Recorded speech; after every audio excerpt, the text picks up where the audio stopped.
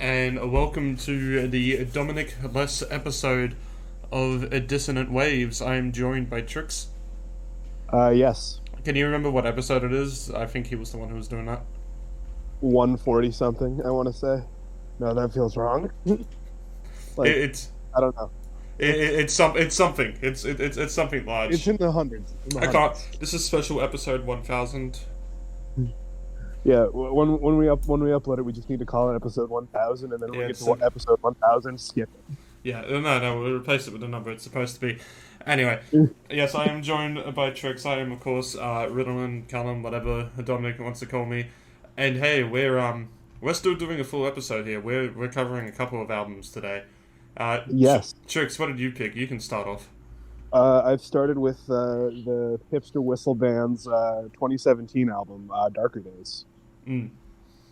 That's Peter, Bjorn, and John, for those who don't understand the yeah, but there. I feel like saying Whistle Indie Band gets the point across just fine. Fair enough. I picked both of Skrillex's new albums that were released this year, side by side with each other. Quest for Fire and Don't Get Too Close. And then Dominic decided to pick a shit ton of Weezer and then run off.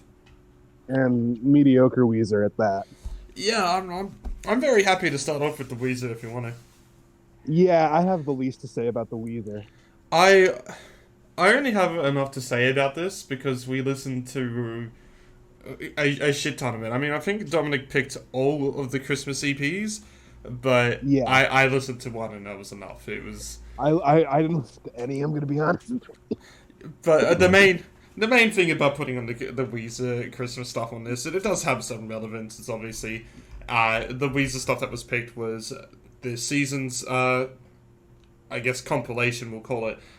Spring, summer, autumn, winter. Obviously, winter being the latest one that was released as being kind of a mix of a 2022-2023 release. The winter EP came out in December.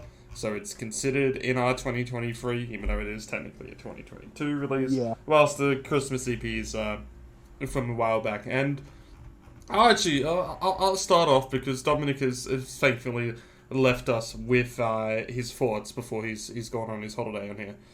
And with Weezer, he's said about the Seasons project, it's teeming with life and vigor. And I'm wondering where he found that. Yeah. Did we listen to the same EPs? Like there were moments on the summer EP and the winter EP where I thought it was like, okay, at least this is trying something, or at least we got a cooler sound in there. But yeah, realistically, the biggest comparison that we have this to, just in the terms of concepts of what we've covered before, is the Deer Hunter's colour spectrum, which was a different genre for every colour on there. And whilst obviously we didn't think it was always perfected, I think there was a lot clearer of the kind of concept of sound into colour in that than there is from sound to season. Yeah.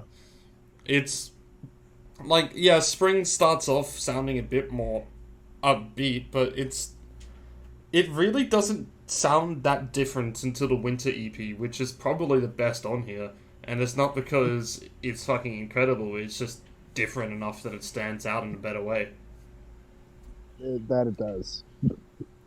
Dominic has also told us that he does find the lyrics to be cringy, embarrassing, but doesn't really seem to mind on it too much, except for the song Lawn Chair, which is stuck out to him.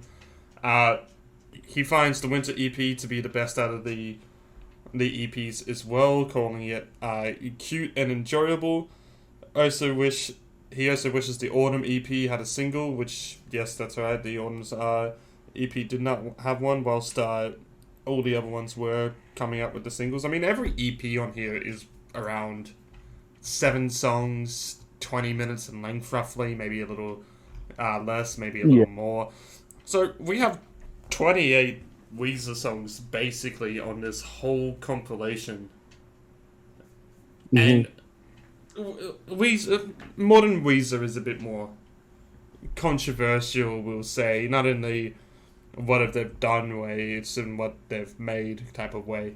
Where Mhm. are we getting a good Weezer album, or are we getting a shit Weezer album, or are we getting a mediocre Weezer album? And here we just got Weezer songs, and I guess to a sense it does be an album in which it all does sound like it's all in the same concept, which I give him praise for doing it. At this stage in the career, Weezer could easily just throw away a bunch of random songs and call it an album.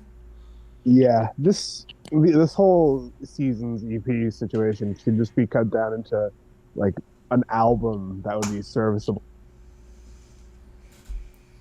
And I agree with you. I'm really struggling to find too much to go onto here, and it's. I mean, I could talk about the winter EP, and that's really what I want to talk about, but I feel like I have to talk about even the Christmas EPs, which we had to cover on here, were just. They were fine for Christmas covers. You don't. Yeah. Well, we don't get that much interesting when it comes to bands doing Christmas covers, so I'm not really too caring about that kind of stuff. I mean, yeah, if you're going to go for a cover, yeah, if you're going to release it,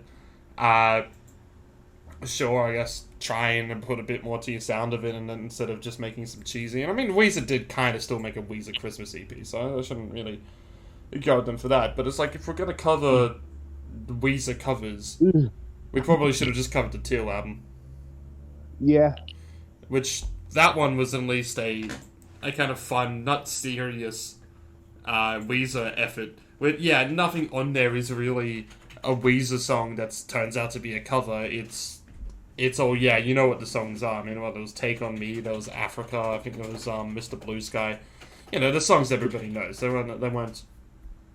weren't crazy, but that project, I feel, had a lot more life than what we're covering now, just due to just how unserious it was taken. Yes, and shout out to my Clint Eastwood Teal album art episode I did for one of our 2021 episodes.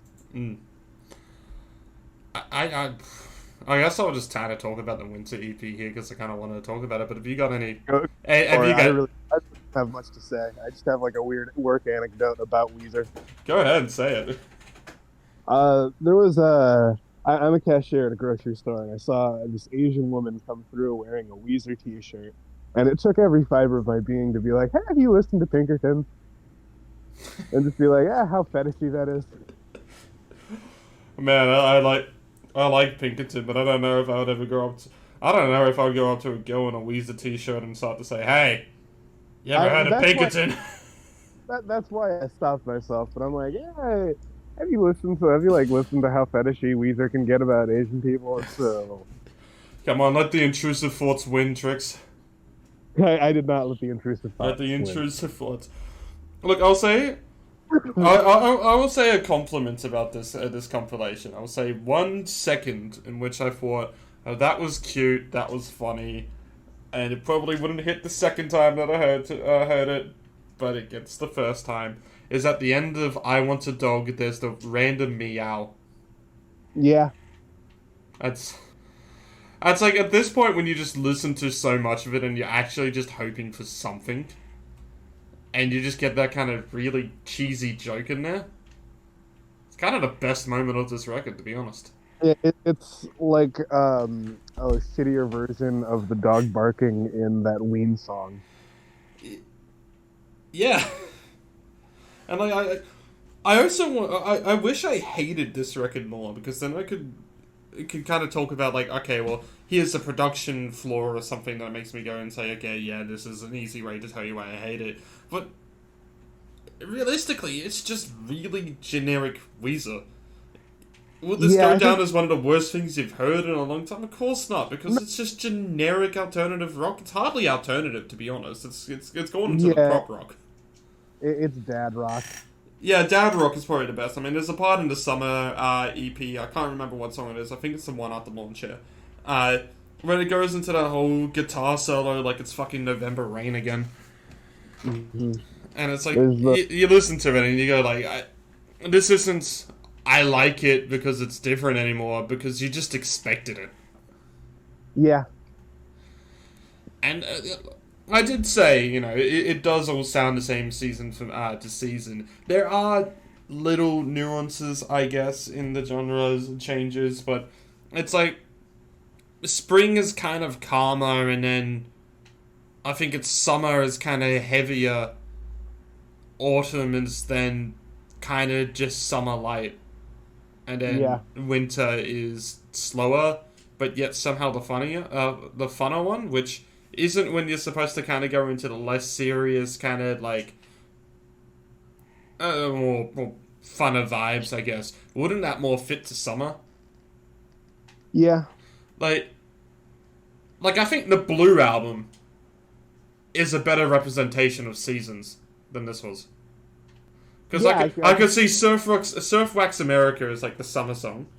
Undone, the sweater song, is obviously the winter. Yes. Buddy Holly is the spring. And then something else is the autumn. I don't know. The world has turned and left me here. Yeah, I actually I can't listen to Buddy Holly, I'm going to be honest. This is just a weird aside. Because I have a friend who actually just looks like Buddy Holly. And he fucking loves Weezer, and it's the weirdest fucking thing. No, I would just constantly just go up to that buddy and just blast Buddy Holly every time I see him. I need to just get like the fucking soundboard with the riff on it. Just get him to sing, "Ooh, I look just like Buddy Holly." He looks like a redheaded Buddy Holly had sex with Napoleon Dynamite, and this is their love child. That's perfect. Yeah. I don't think I would be brave enough to describe someone with that analogy. And he builds racing lawnmowers. Well, we've managed to talk about this for 10 minutes, and we've already gone into other tangents. Yeah. You gotta say sorry to Dominic. This was probably not how to introduce Weezer into this podcast, if I'm going to be honest. Granted, it's not like none of us knew of Weezer. Yeah, I'm going to be honest. I'm probably the one that's the least knowledgeable about Weezer. I just know the Blue album, and that's it. You want to just talk about the Blue album? Yeah, sure. I'll just give my review of the Blue album. There's a reason the hits and nothing else off that album. Fuck off. Blue album's great. It's okay. Nah, it's pre-initial hiatus. And for them, their work is actually fucking good. And Rivers Cremo, from what I hear, was also a bit weirder. I like the demo version of the Blue album better. That's fair. That's fair. There's genuinely good songs off that album that aren't hits. I mean, obviously, the Guitar Hero 3 song will always be a great one. My Name is Jonas. But I like songs like Surf Wax America and The World Has Turned and Left Me Here. Yeah, I know how to play the riff to Sweater song because I learned it from the meme. Yeah, fair enough. Yeah, the Weezer concert goes horribly wrong. In the middle school talent. Oh, fuck, I'm getting my words wrong. The talent show. Not even that. It's just I heard it once. I'm like, I know this is a fucking Weezer song, and I'm like, I can just. Then I just fucking sat down and learned it by ear. And I'm like, yeah, fuck this. Yeah, I've always been more of a Pinkerton fan anyway, which, what does that say about me? We'll figure it out later. That's more for Ash to worry about. Yeah. Christmas EPs, and what I've heard of them, they were just Christmas songs, a bit of alt rock Christmas songs. You'll hear them on the radio randomly during that time. If Weezer does it again, they do it again. It's really not. I would have preferred it when I was working at a Dollar General, where the only Christmas CD was this one country Christmas music CD, and it just had the worst version of "I'll Be Home for Christmas." And every time I heard that song, I just wanted to blow my fucking brains out. I will also say before we move on, Dominic's take about the Christmas EPs. The most notable thing about the Weezer Christmas CD EP thing is that it's the first release in the band after Pinkerton from several years before. Aside from that, it's shocking how bland and uninteresting Weezer's Christmas output is. Their covers Christmas EP is similarly bland, but at least semi-alive thanks to some interesting moments in Rivers' voice. Otherwise, the instrumentation is basic and disappointing, and the band could not sound more boring than they are with their Christmas music. That basically sums up the nail in the head from what I heard of the EP that I listened to. This was It's Weezer. You want to like Weezer more than you actually do, but you're not truly a Weezer fan until you hate everything that they've ever put out. Yeah, that's a true fact. Favorite is I Want a Dog for that 1 second of the meow. I like the Winter EP. I think if there's one I can go and say, yay, I kind of enjoyed this. I still don't. I think it's average, but it's the one that stands out the most out of all of the Weezers that we covered here, and this is like 2 hours of Weezer, so it's kind of a lot. The Winter one gets the, yeah, it's alright from me. Maybe I'll listen to all the stuff I've been in the 2023 playlist that I have going around in the cycle. I don't really see it happening too much. I will also give a shout out to Dark Enough to See the Stars. That one was catchy as well. Least favourite? Probably Lawn Chair. There was also a song called Wild at Heart, which immediately after listening to it, I put on Birds of Tokyo's Wild at Heart so that I could listen to a good song.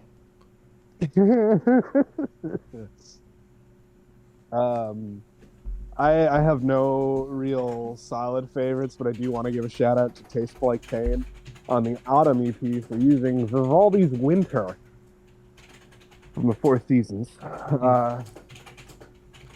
Oh yeah, I would say there are some really like shitty titles on here. Should She Stay or Should She Go? Gee, I wonder what that's a fucking reference to. And then that's some Francesco, and they just keep saying Francesca basically over and over because they could think of some Italian-sounding woman's name to make it sound interesting. Yeah, and that's really all the shout-outs I want to give for Weezer. Although I'll give that Crumoville was the best title on here. Anyway, my favorite Weezer song is the Rivers Cuomo Suite, where he talks about tasting his own wife's breast milk. Yeah, so now that we're going through the unremarkable of it, Trix, you want to pick something that was fun to listen to? Let's talk about Skrillex.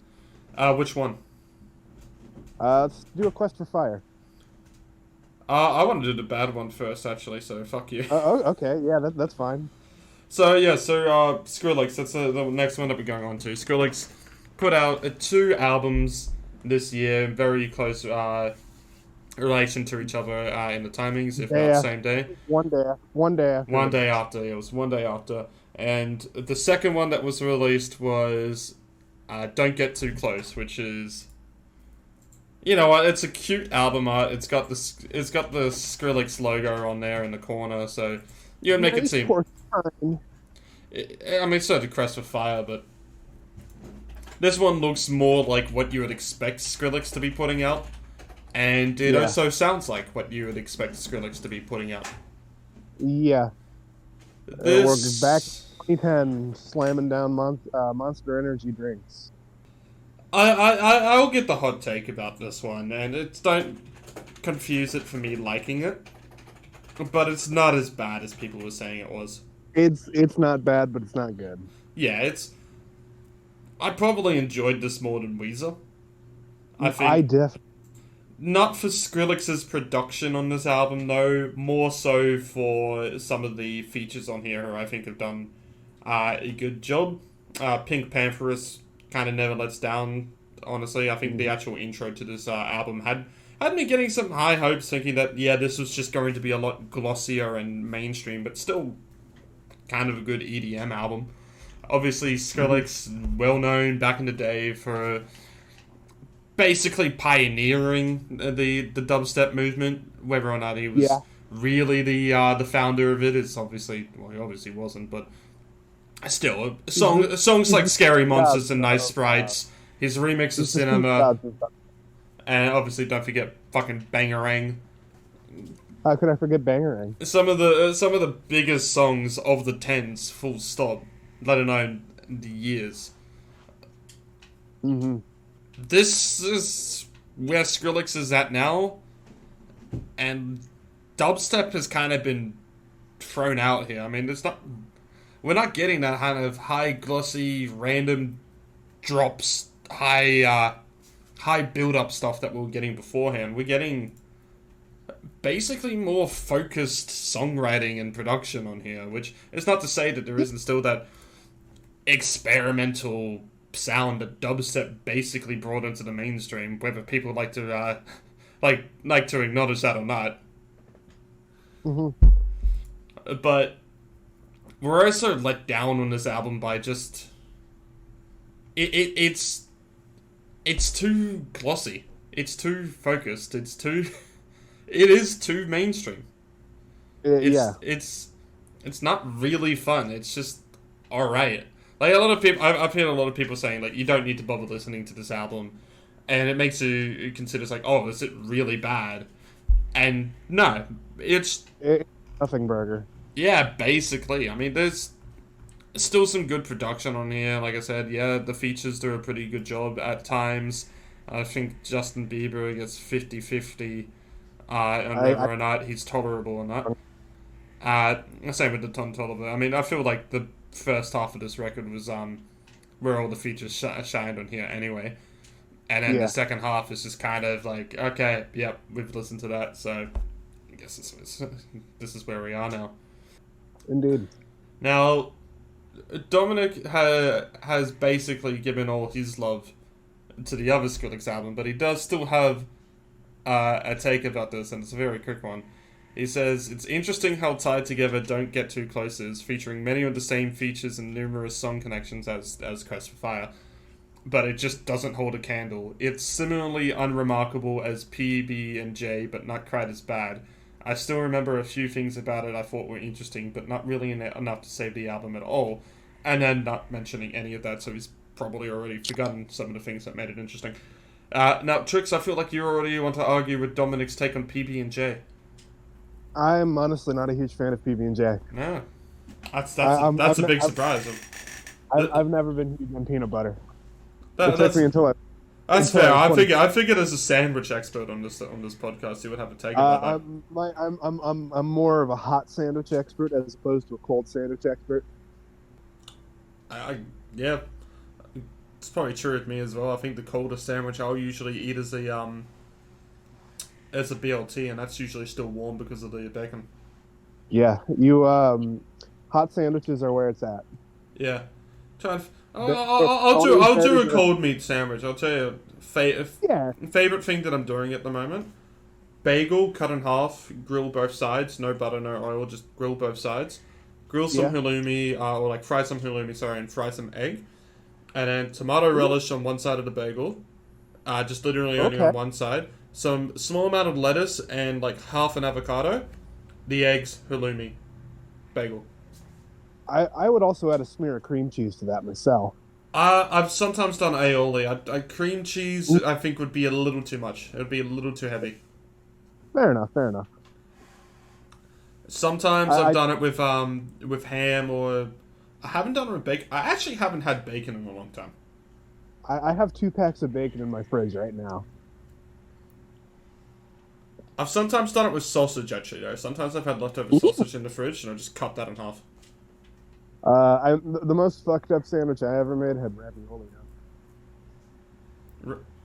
You gotta have you can't just say, "Oh yeah, I made a sandwich with ravioli," and then leave it there. Okay, it was like I was stoned. This was not a sober experiment. I got high. I toasted up some garlic bread, put on some Italian sausage, put on some tomato sauce, mozzarella sticks, just fresh mozzarella, the ravioli, more marinara sauce, and then a smear of pesto on the top piece of bread. It was fucking delicious. Back in my days of uni, I wouldn't even be stoned. I would just be sober and like what's in the fridge. If I've made leftover pasta and we had a wrap, put the wrap burrito. No, it wasn't spaghetti. It was like it'd be like a pesto penne with chicken. Like so, it would have like chicken, onion, and mushroom in there as well. And just like a scoop of that, put it on a wrap in the microwave so that the pasta heats up perfectly, and then just wrap it up. And then, tell you what, that was so unhealthy, but it was tasty. Carbs are delicious, man. I know carbs are delicious. So, don't you think I have to stop eating them? Yeah, I gotta stop eating carbs soon. I mean, granted, bagels have carbs, but I try to get the low carb one of those. And a lot smaller than bread, as Trix currently just dies on here. Yeah. Anyway, we have an album to talk about, don't we? Yes, we do. Yeah. I kind of just picked this because I was planning to pick Crest for Fire, and then you were like, "Oh, is that the one with the bad production?" And I was like, "Fuck you! Now we're gonna have to listen to both." And I don't know if I should have picked that. You should have just picked Quest for Fire. Yeah, I kind of just added on 34 minutes here, and really, it's just 34 minutes. That's pretty unremarkable. You want to be that person who can go on and say like every single fucking bit about an album, and trust me, when it comes into the other stuff, there will be a lot more to talk about. But these Weezer and this Skrillex, oh boy, it's like, man, that was just 2.5 hours that happened, wasn't it? Yeah, it was. And like I said before, it's really hard to say anything else. You got a bit of glossy production on here, but it really, you just get what you've heard before on here. Skrillex's kind of breakthrough was being different to what the norm was, even though the norm was still shifting that way. Yes. And to get a sound that's like this, it's kind of disappointing. And I feel like if this was almost any other artist, it probably wouldn't get as much hate. I don't think it would get love. I just think it wouldn't get as much hate, just because we expect something a bit different in the sound. And obviously all the singles that we got from here as well, like the Blady collaboration on here was actually a pretty interesting song. I think it's probably one of the better ones off here, and again, that's in the first half. And then all the stuff from Crest for Fire, you kind of wonder, what are we going to get with the Skrillex records? And then, yeah, this is, I don't know, we got a lot. I feel like you're struggling to say anything, so we might go to the actual good album. Yeah, let's just talk about A Quest for Fire. That's all I have to say about Don't Get Close. Yeah, so Crest for Fire, this bangs. This does bang. This one's so much fucking better, and this is where finally we listened into a fucking record this week, and it goes, oh shit, this stuff is actually memorable. I mean, fucking Rumble is playing everywhere in Australia at the moment, and deservingly so. It's fucking unfair how hard this bangs. Absolutely. It's, yeah, we get some of the drops, and they're not dubstep drops really on here. It's more trap. But yes. This is like the best trap we've heard in a long time. Absolutely, this is the best trap I think I've ever heard. Fucking at the start we get I mean, leave me like this into Ratata. It's like we have this very continuous sound that's going on in this record, and it's almost like a non-stop dance party, to be honest. And this is where all the interesting collabs are happening and all the interesting sounds, and it's like Skrillex decided, okay, here's the one that's probably going to get all the mainstream success. We'll put that all on one record, and here's all the one that's going to be the stuff that I want to do on Crest for Fire. And then Crest for Fire is the one that's actually getting the mainstream success. The only song off the other album that's gotten really above the norm of the streams on there is the Justin Bieber collaboration, and those... You don't kid yourself. If Justin Bieber's on a single, he will increase the streams. So whether or not his popularity is dying or not, he's still popular enough to do that. Yes. But here, it's just good quality bangers. I mean, the only song on here that you could say is not a banger is Warped Tour 05 with Pete Wentz, because it's not supposed to be. It's just a really funny little interview interlude. Yeah. It's interesting. It's also worth noting that this is only Skrillex's second album. Because he didn't have a debut album until 2014, like well after you consider him mainstream successful. Yeah, with Recess back in 2014, and then there was the collaboration with Diplo that was released under Jack U as a name. That was the year after, which I guess could technically be the second, but yes, Crest for Fire is basically the second Skrillex album. And you might think, oh, but what about all the other stuff? Bangarang was an EP. Scary Monsters and Nice Sprites was an EP as well. There are deluxe editions of them, which will make it seem like they're long enough. As was more Scary Monsters and Nice Sprites. Yep. So, yes, you're right. This is the second EP. No, fuck, I've already fucked up. Second album from Skrillex. Yeah. And it's fucking... If we're seeing a return of Skrillex this year, I didn't think it would be welcome, but I'd love this album. This is great. Yeah, fuck it. I, for one, welcome our new Skrillex overlord. Skrillex. Obviously, a big thing about Rumble as well is that it's a collaboration with Fred Again. Fred Again is another artist who's been recently blowing up last year, especially in Australia. Songs like Jungle, Turn on the Lights, and Leave Me Out of This were getting quite a lot of success. Actually saw him at Laneway earlier this year as well, and basically everyone was there to see Fred Again. So him and Skrillex kind of teaming up on here is pretty big. Yeah. Missy Elliott's verses on Retada. This is the type of the beat that goes fucking beautiful. Retada fucking is just killer. Oh man. I know, it's like I said the best part of Don't Get Too Close was that it opens pretty well, and then eventually when it becomes more generic and it's less noteworthy. Crest for Fire opens even better, but then we actually get into noteworthy fucking tracks. So let's not say that the Noisier and Dylan Brady collaboration at the near end of this isn't a banger as well. Porter Robinson's closer. I'm just naming this by the collabs on here as well. Still Here feels actually like a Porter Robinson track as well. It feels like it does feel like a Porter Robinson track. I used to be huge in Porter Robinson. The collaborators on this record, on Don't Get Too Close, they feel like they're just singing, and some of them put out good performances on there as well. And I don't like to deny stuff that is true. But here, the collaborators feel like they're making their own song, but yet it's still fitting into this flow that Skrillex is creating. Yeah.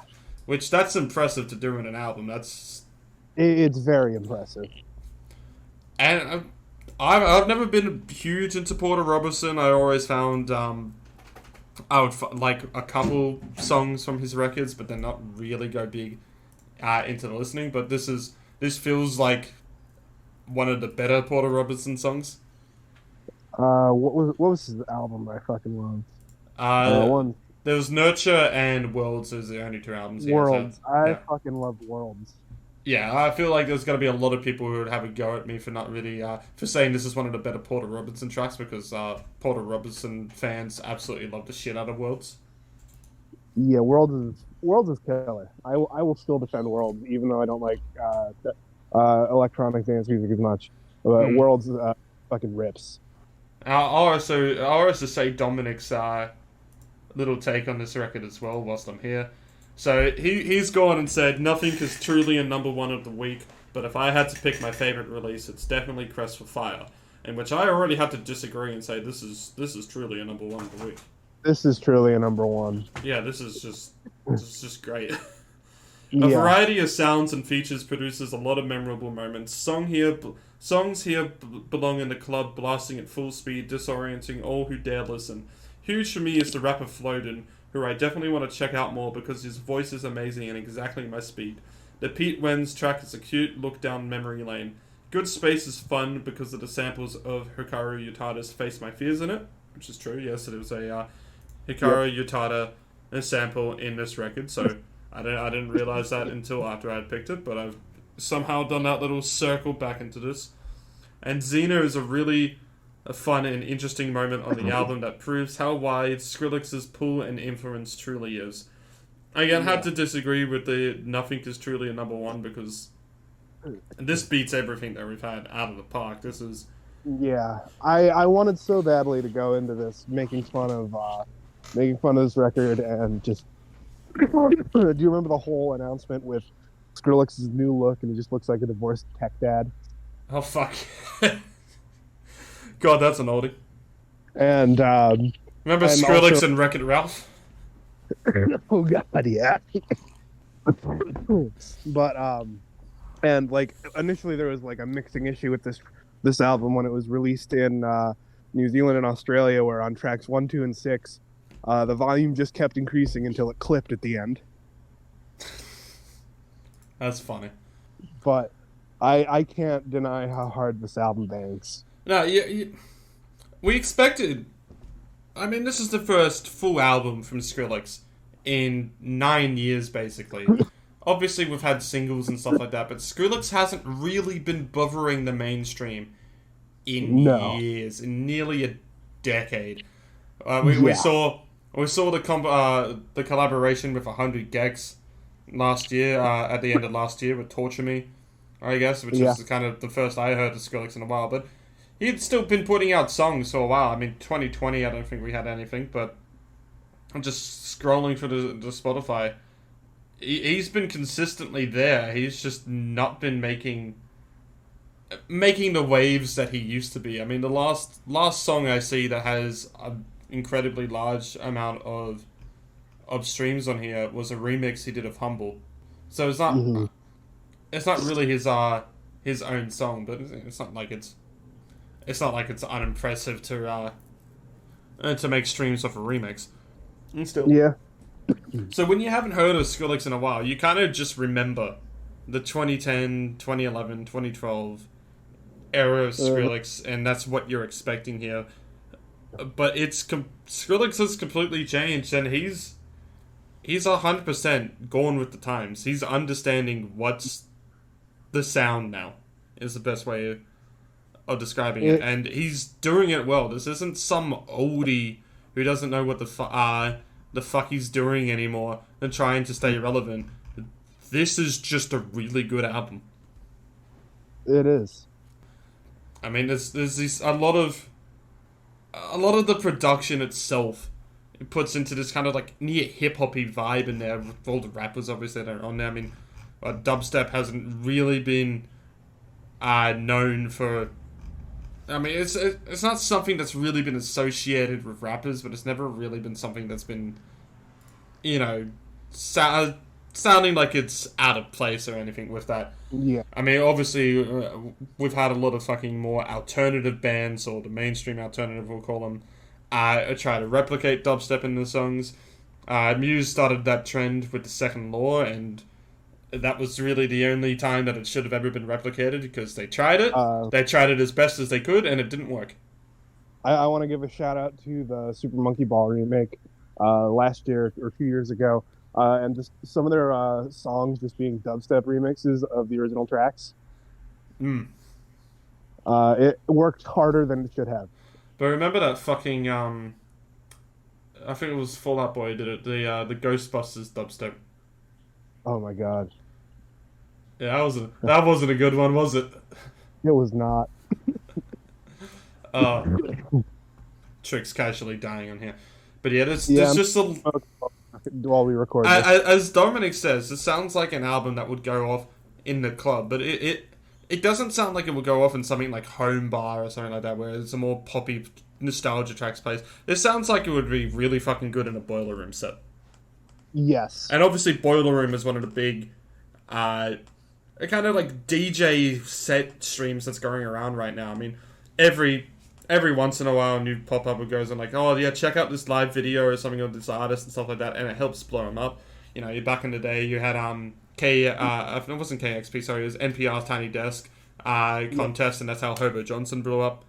You see there's a lot of KXP streams and stuff like that where people start to notice new bands, and that's not to say that a regular NPR Tiny Desk hasn't done that before. Triple J's like a version has helped artists blows up in Australia. And Boiler Room was basically what helped Fred Again blow up as well. It wasn't the only reason, but it's a big thing. It's a big event. And this album sounds like we'll probably get a Boiler Room set, and it'll probably fucking go off. Probably. Good album. I just like it. Good album, no notes. Well, I don't know if it will be my favorite by the end of the year, but I expect us to stay pretty high. Yeah. It's it's the first time I've liked trap. So Yeah. favorites on here, Ratatata, Rumble, obviously there's a big one. Xena is one. I like Supersonic and Still Here. Least favorite, probably Hydrate if I had to give one, and it's not really, really a least favorite. It's just, yeah, I'm gonna agree with you on your favorites, and I'm just gonna say no least favorites.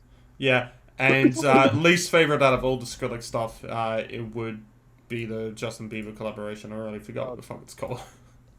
All right, well we kind of race through this when we're doing with two people. Not going to lie, but Trix, you want to introduce the last record we're covering here?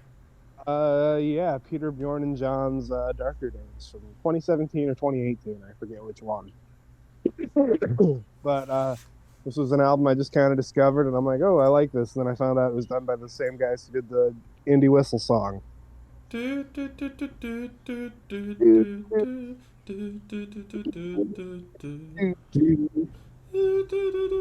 Yeah.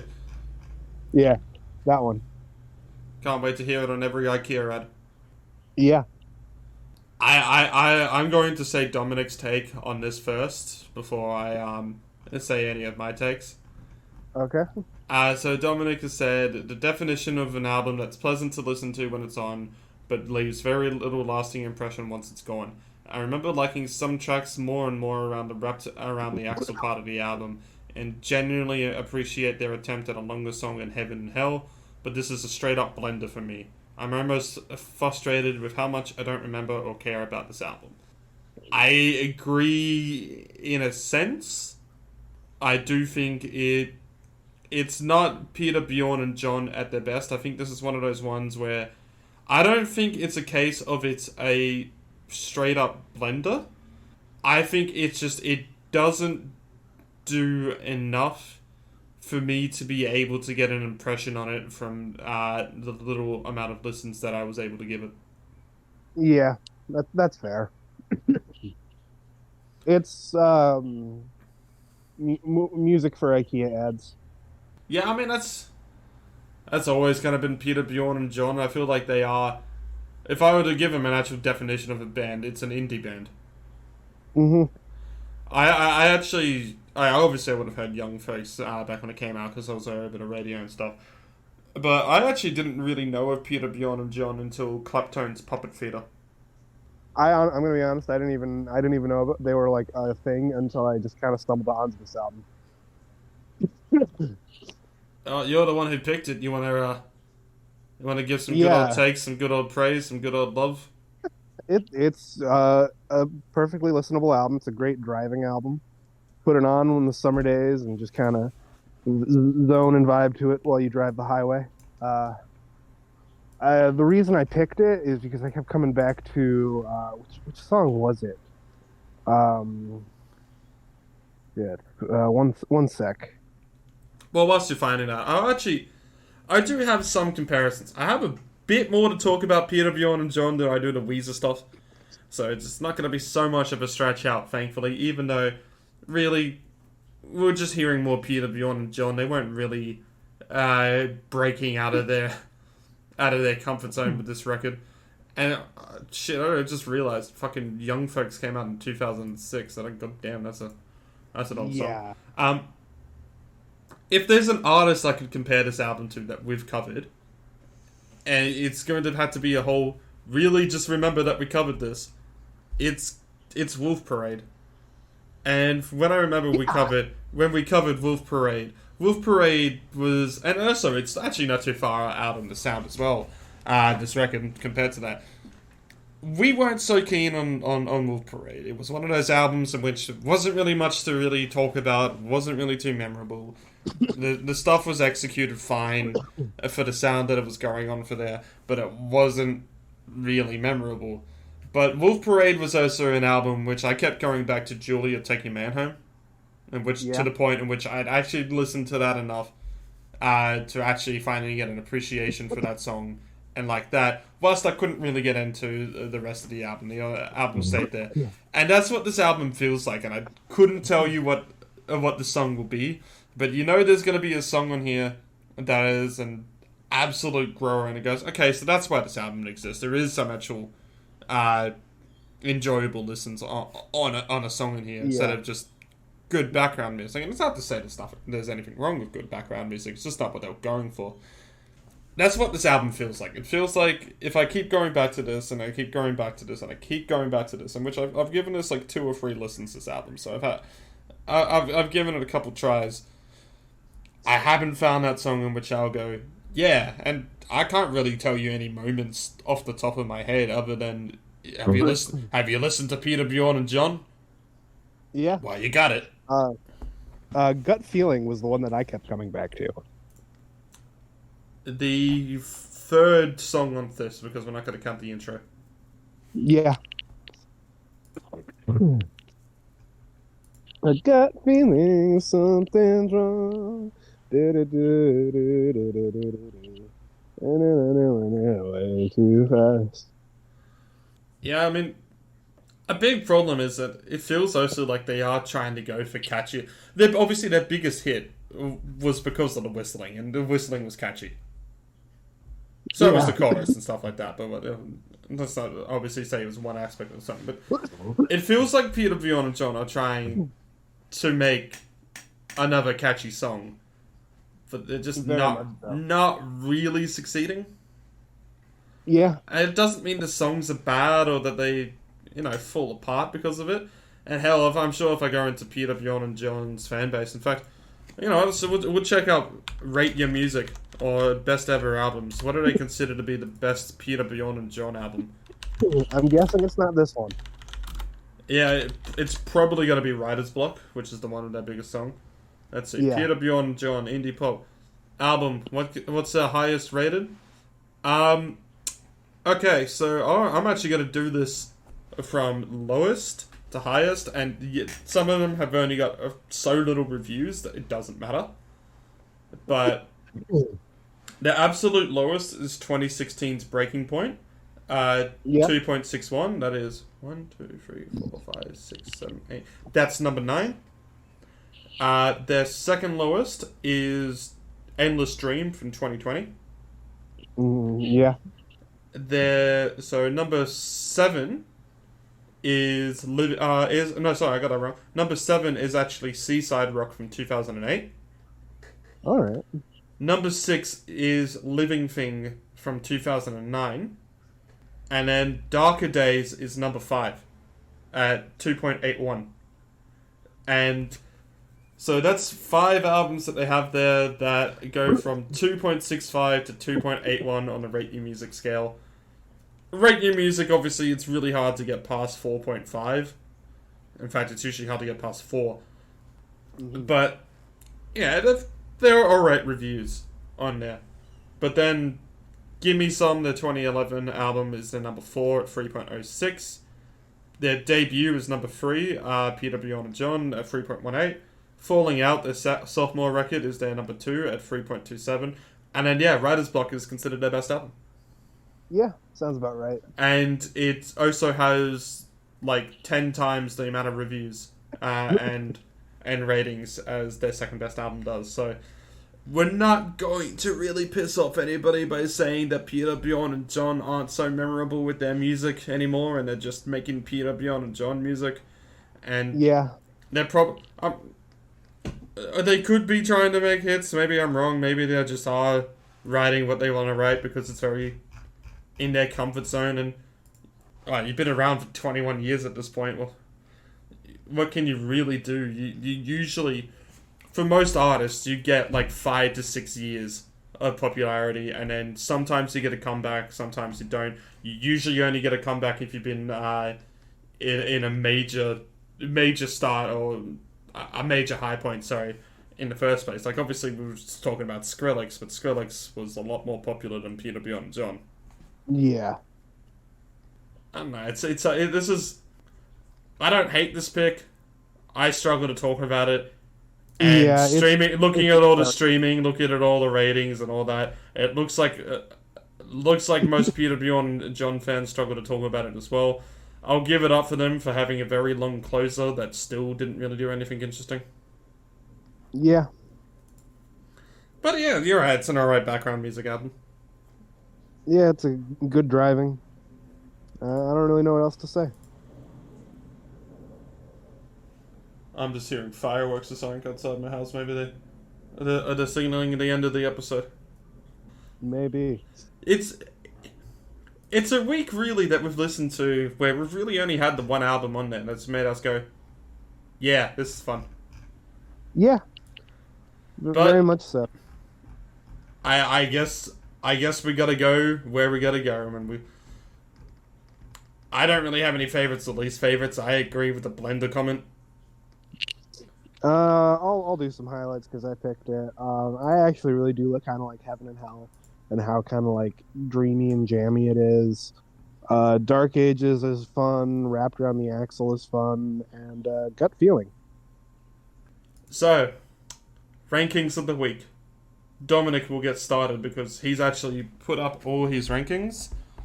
And we are going to get some differences, I can guarantee, mostly between me and Dominic.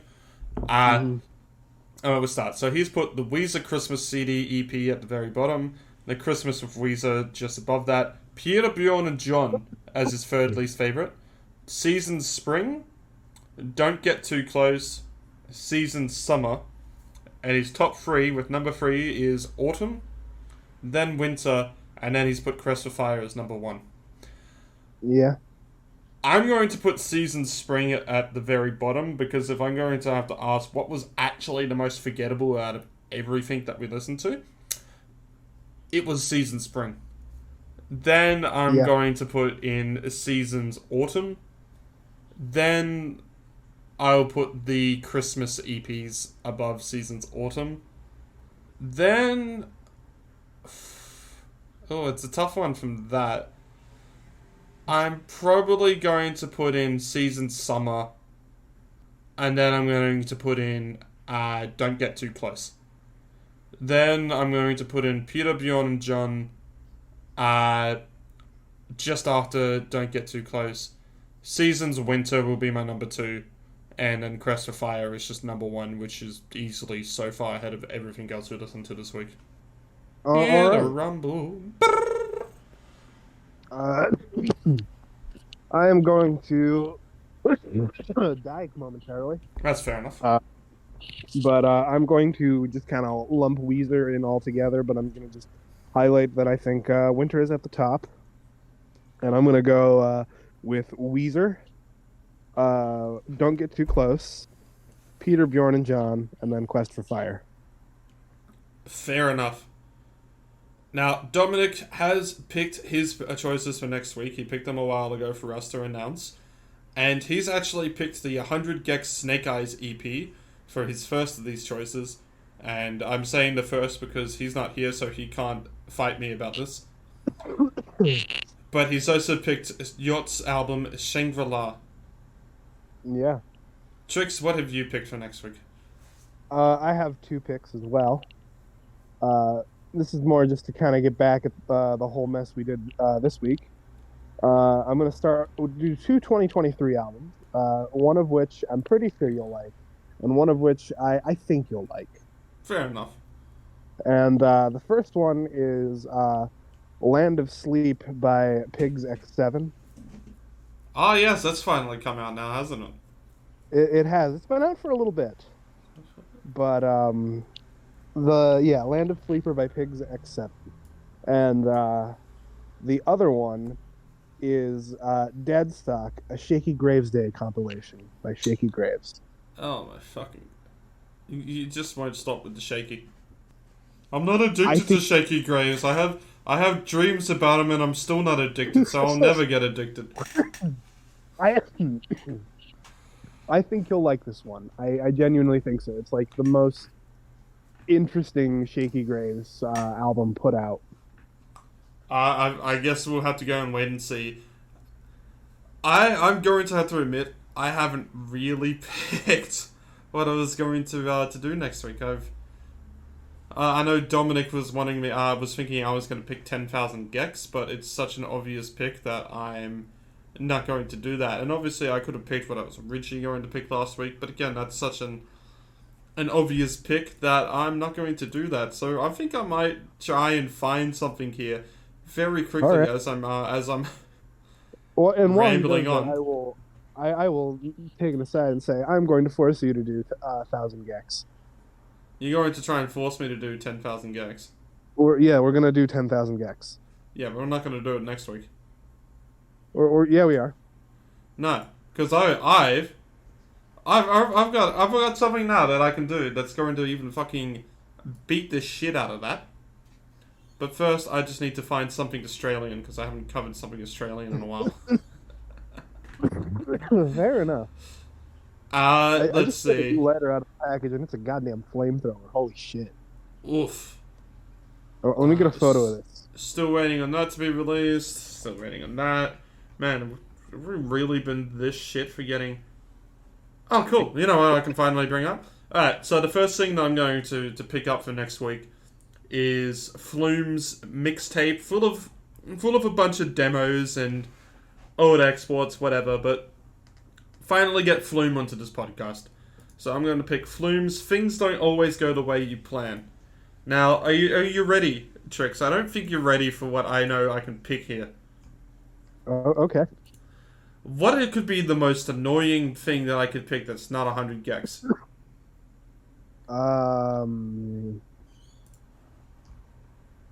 Shit, I don't know. The answer. And also, I've got to ask you another question. You know how we talked about how Skrillex is only just put out his second album with Quest for Fire, and then obviously Don't Get Too Close is his third? Yeah. This artist is putting out their debut. They've been around. They've been around since shit. When was she around? When did she get big?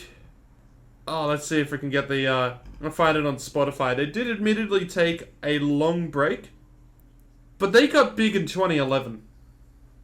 Oh shit. And this is finally their debut. Are you ready, Trix? Yeah. We're covering Rebecca Black. Oh fuck. Yeah, she's finally put her debut out, and apparently she's gone hyperpop. Oh fuck yeah. Yeah, sometimes you just find something that's too perfect. Yeah, that is perfect.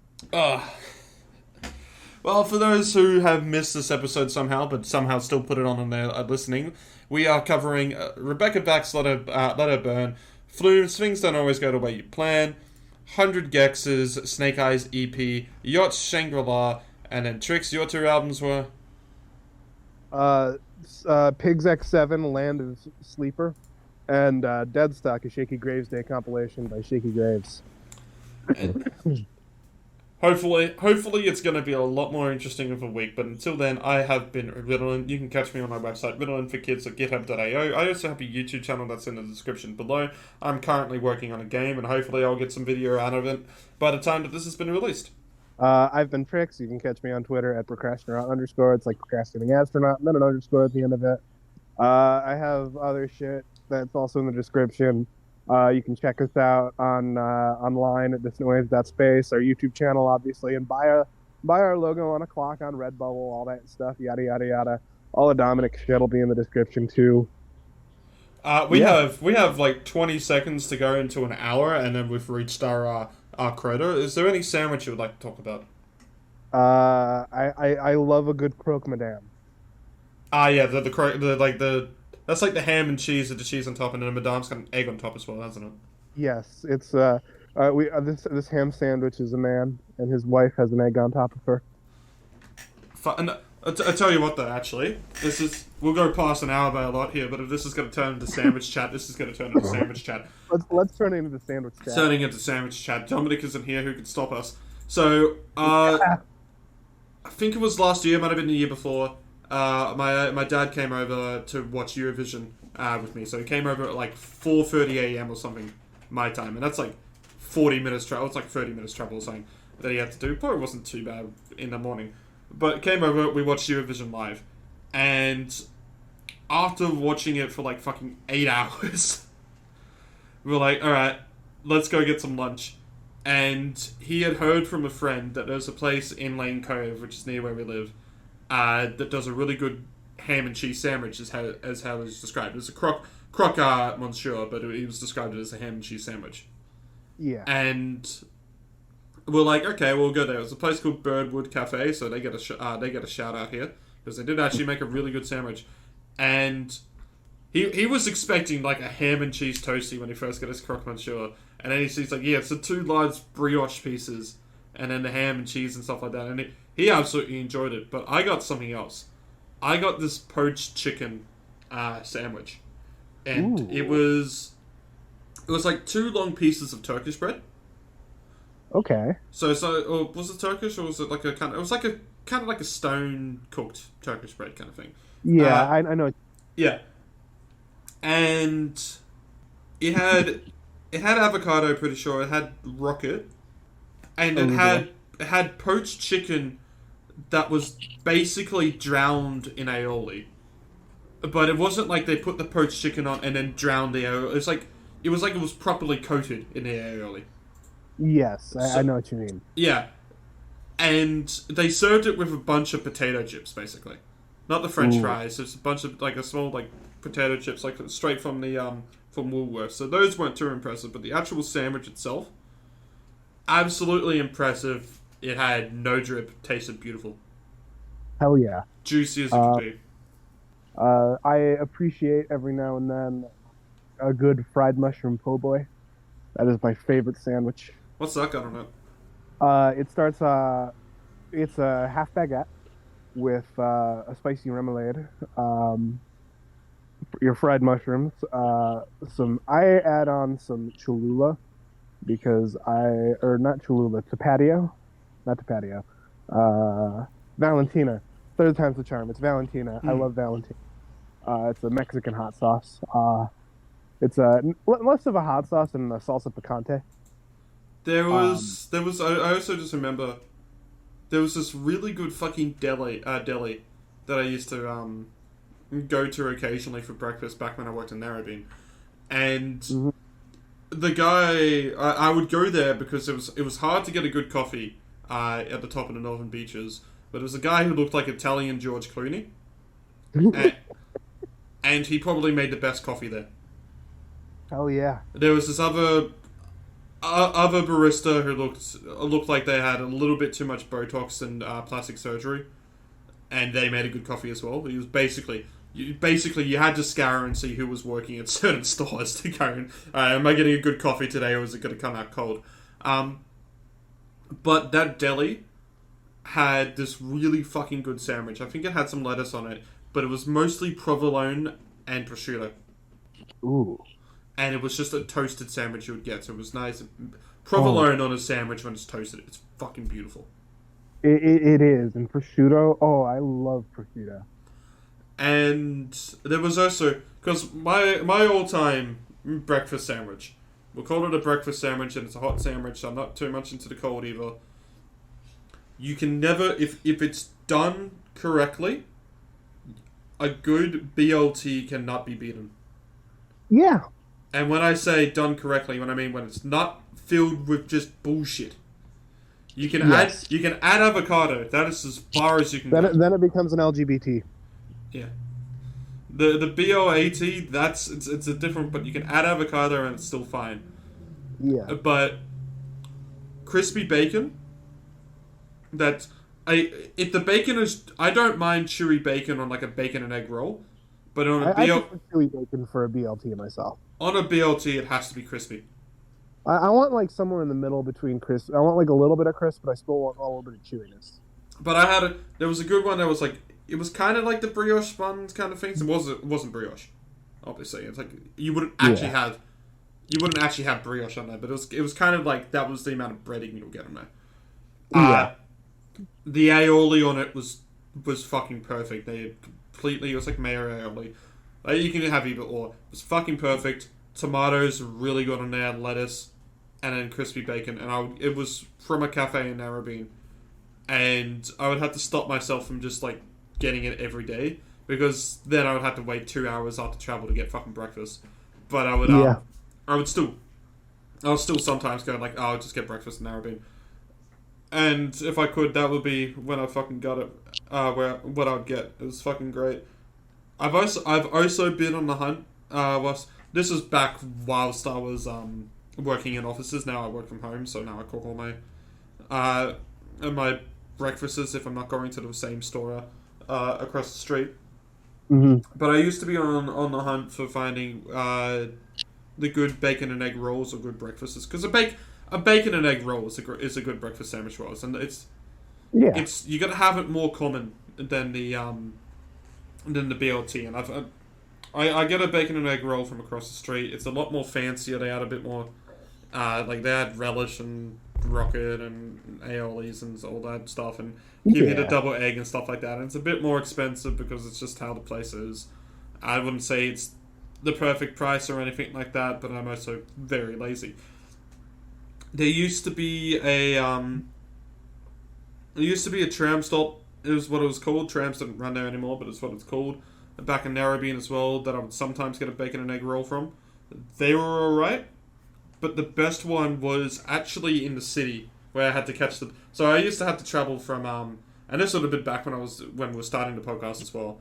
You used to have to travel from West Pennant Hills to the city to Narrabeen, which is like 2 hours of travel, and you're basically crossing the bridge twice, back and forth to get where you're going. And the city was kind of the mid stop there, and there was a really good coffee place that I would go for. I'd sometimes get a donut or something for if I wanted cheap and just go on a bus. And they were ran by these Pakistanis that did a really good coffee. But across the street, across the room basically, was this kind of Asian bakery. And I didn't really ever get the pastries or something like that, but they had the full breakfast setup. Like, they would have the full egg tray, the full bacon, tomato, all that. You basically get to customize your whole roll. And I would get a bacon and egg roll with barbecue sauce and hash brown. No, perfect no notes. And you need to have a hash brown on a sandwich, on a breakfast sandwich, if you ask me, if you're really balling. Yeah, if you can... I don't like stuffing it with hash browns, but fried potato in a sandwich just works. I want to give a shout out to two breakfast sandwiches of different classes entirely. First off, I want to give a shout out to the Taco Bell breakfast crunch wrap. Oh, I love a good breakfast crunch wrap. You got that. We do have Taco Bell now here, but I've never had a crunch wrap. I've had brekkie wraps before, like usually a brekkie wrap is like the good old bacon, egg, and salad leaves around here. Yeah. I like if. Now I know a crunch wrap is usually like that kind of whole flatter kind of wrap. Yeah. Do you know the concept of like what goes into a crunch wrap? Yeah. There's a corn tostada that makes it crunchy. In the breakfast crunch wrap, they replaced that corn tostada with a hash brown patty. Ooh. And you get like you can get bacon and egg with like a chipotle sauce, but I usually go for the sausage, and it has like a just whole sausage patty in there with eggs. It was really good. It's really good. I've never been much into the breakfast wraps, to be honest. Like I outside of the bacon and egg ones. And I probably should a bit more, but I'm trying to think what I because usually when Rigo wraps here, we just do like either taco seasoned chicken and then just lettuce, tomato and stuff. Not even making fajitas, just making basically the soft tacos into a wrap. I'm trying to, I've never been too big into the wrap now that I think about it. No, I'm trying to think if there's any other. A breakfast sandwich that I'll go for. Obviously, I talked about my egg and halloumi ones, which I do on the bagel, which worked. And the bagel becomes that hard question: is it a burger? Is it a sandwich? It's in between. A bagel is a sandwich. Yeah, depends what's on it. The most other breakfast. I'll tell you the unhealthiest fucking bagel I've made in my life. That was fucking delicious though. Let's hear it. Lamb cutlet, take the bone off, crumb it, deep fry it. Lamb. Yeah, lamb, yep. Swiss cheese on top as well. And I think I would just put on aioli and a bit of salad. That sounds good. So, I don't eat enough lamb, and there's a tweet that I think about a lot that is Americans are a weak culture because they do not eat goat, and goat is delicious, and we should be eating more goat. there was a fucking... If I could show the fucking worst uni sandwich I've ever made in my life, because I was like, okay, it's cheap enough, but I made it during uni. Turkish bread. Cut it in half with a plastic knife that you got in from the seafood restaurant that you stolen. That small chicken schnitzel that you found as well, and pasta salad. Oh, that's awesome. I would eat it. Oh yeah, it cost what, like $6 to make, and that's because you was sharing the pasta salad with a friend. My favorite breakfast sandwich I've ever had is actually a breakfast burrito, which is a burrito a sandwich? We don't know. I'm counting it in this specific instance because it was fucking magical. I had it when I was in Chicago, and it was called the Chachi breakfast burrito, named after, of course, Scott Baio, the conservative pundit. Yeah, your breakfast burrito is usually like the bean and rice stuff, though, isn't it? I mean, it's not usually. No, not this one. This one was right. This one had just eggs, sausage, and little tater tots and pastrami in it, and that was the entirety of the burrito. Fuck. It was a caloric brick that I ate and then passed out on a Greyhound bus. Oh, actually, I'll tell you what's another really, really good one to get. So, obviously, people. You lagged out. Oh. Yeah, no, well, it wouldn't matter on my side. People get really defensive about. You lagging out there, Trix? Trix is. Well, what I was saying is that people get really defensive about the grilled cheese sandwich. Yeah, whether or not it's a melt, whether or not it's a toasty, whatever. Grilled cheese is fine, but I actually not really too much of a fan of just cheese. Ham and cheese is where it obviously gets really good. Cheese and tomato. Oh yeah. Yeah, properly. Tomato is the premier sandwich maker. Yeah. I'd like to go back and just finish describing my favorite sandwich because you cut me off. Sorry. Yeah, that's yep. Go ahead. That's cool. It's the mushroom po' boy. It's the half baguette, the spicy remoulade, which is just mustard, ketchup, hot sauce, and fucking mayo. The fried mushrooms, which are just like white button mushrooms that you quarter. The Valentina hot sauce, pickles, and then a red cabbage coleslaw with green onions in it. And it's like just a very light coleslaw. Yeah. It's delicious. I am not against coleslaw in a sandwich. I ordered a BLT from a place around here. It's near the wharf, and it was a good sandwich. It was fine, but they had kind of had like a red near cabbage like lettuce. Nearly it was like a coleslaw basically as a lettuce. Yeah, and it's like it's fine, but it's not a BLT. Yeah, I totally get that. You need the leaves for BLT. Yeah, BLT is a different vibe to this, and it's like the bacon was cooked perfectly, so it's like yeah. It's like if you add cheese to a BLT, it's like you could probably do that, but why? Here's an idea for you. What if you did a BLT, but instead of bacon, you just had like some really well cooked pork belly that wasn't cured, like just a big slab of pork belly. You couldn't call that a BLT? No, because it's pork belly and not bacon. It still tastes and fine. I know bacon is made out of pork belly. Yeah, it's obviously it's baconized. Yes, it's cured. We spent 15 minutes talking about sandwich. I think we talked about sandwiches longer than an hour. And let's just end it here because we've already done the fucking leaves in 15 minutes ago. Anyone who's cut it anyone who's stuck around for the sandwiches, thank you very much. Have a good week. Bye.